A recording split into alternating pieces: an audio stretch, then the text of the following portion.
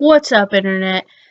Jack here, back again with another Underfell one-shot. This time between Sans and a reader.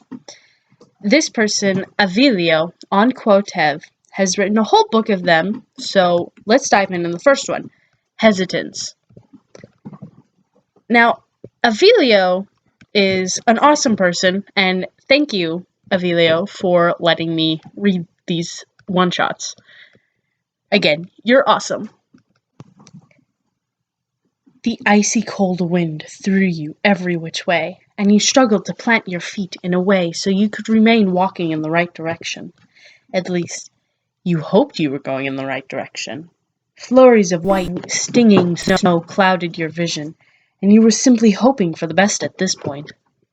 One would assume that your journey, your quest, was nearly over. After all, you had practically befriended every monster in the underground. Yeah, they were still dark and bitter towards you and their peers, but at least their goal wasn't to viciously slaughter you and consume your soul anymore.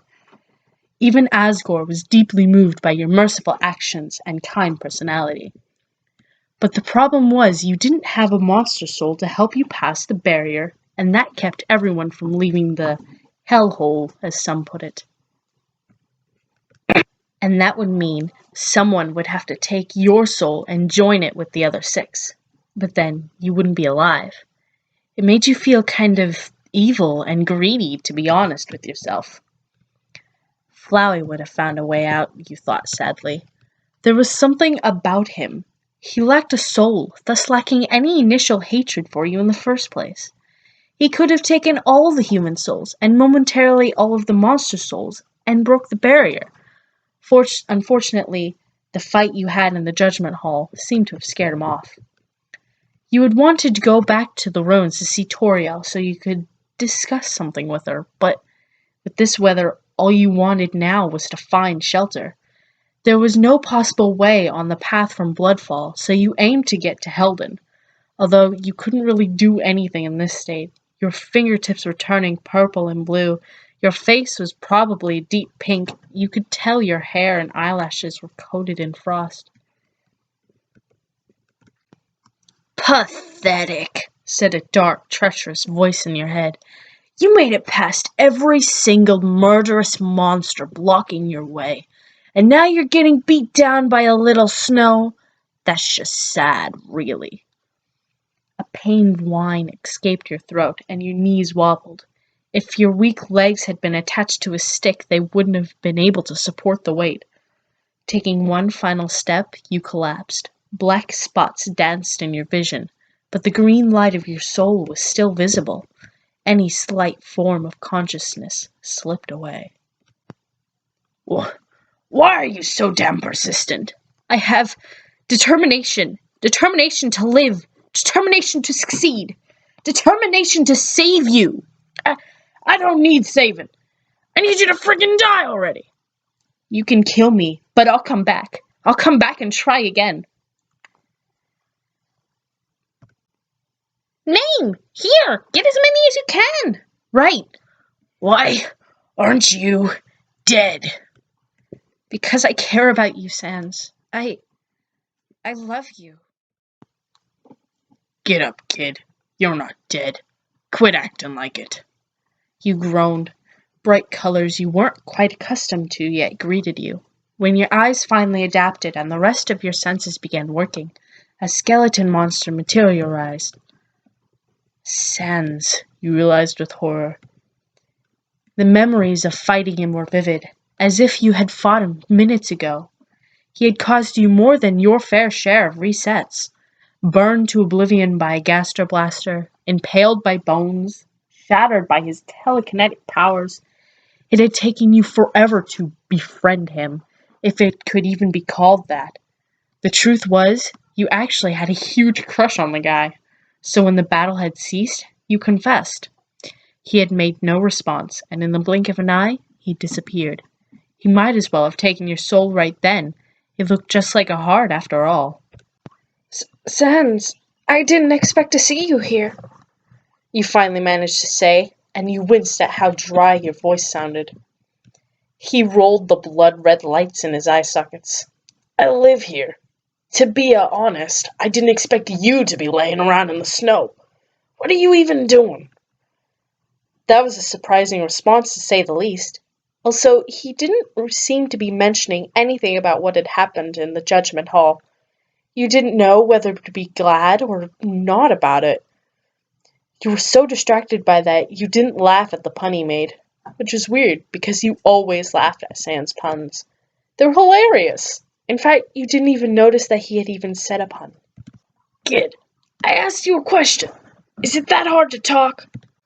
I was gonna go to the ruins, he squeaked out. To see Toriel. Why? She's insane. I mean, we all are, but why her out of all of them?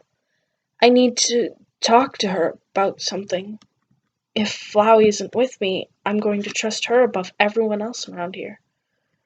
Sans raised a non-existent eyebrow. Talk to her about something, huh?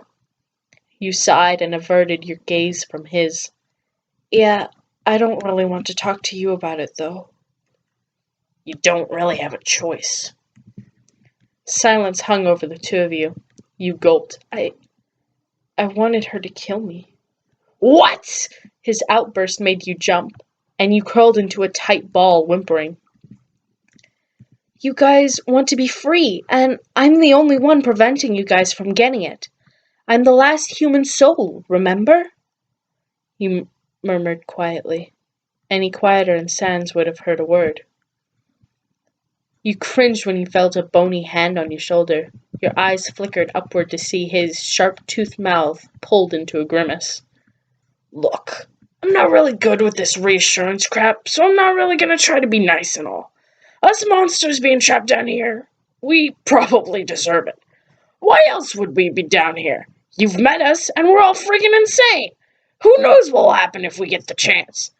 It's not worth wasting your life, and if you try to get yourself killed, I ought to kill you myself.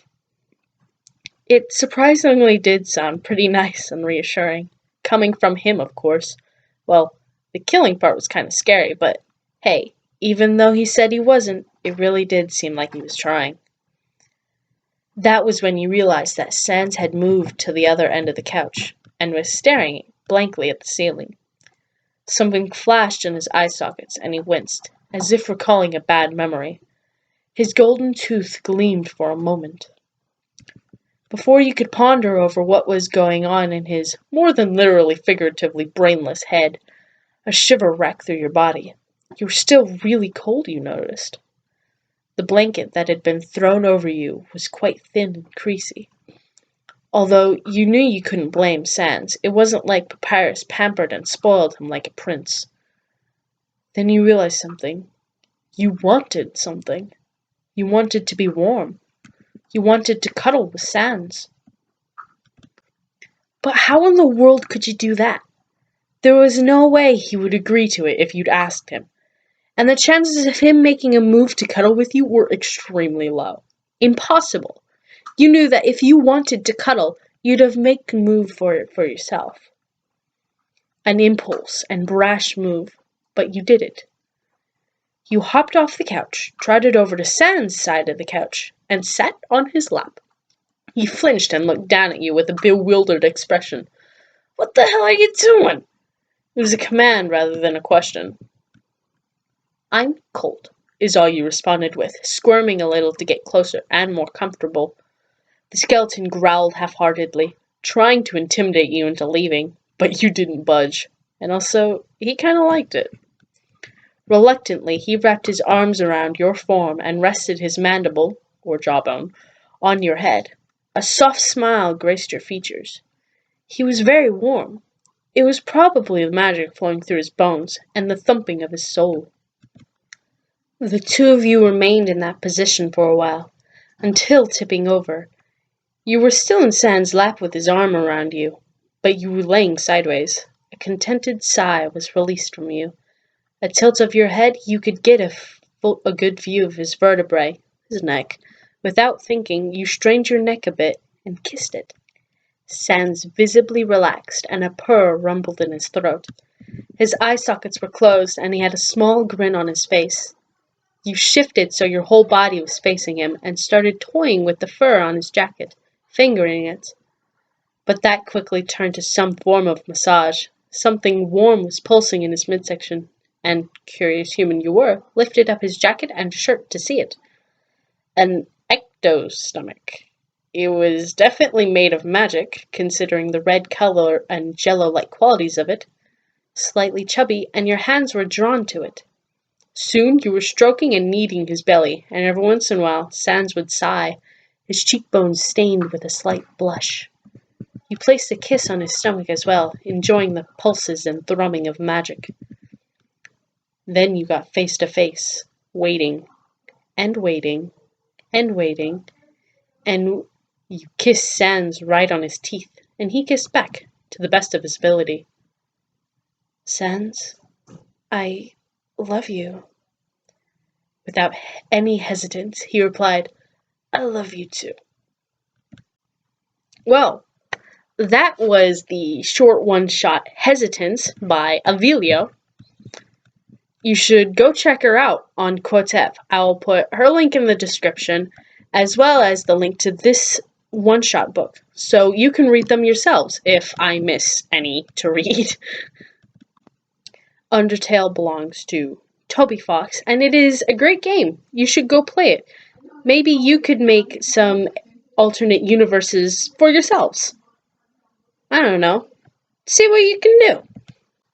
Please leave a like and subscribe to my channel for more fan fiction, or I don't know, maybe I'll post some original works by some other people on here as well. Never know. This channel is always going to be random, so why not leave it interesting? If you guys want me to read any fanfiction that you have written, or some of your favorite fanfiction that other people have written, please leave it in the comments below. I hope you guys have an excellent day, and I'll see you all in the next reading.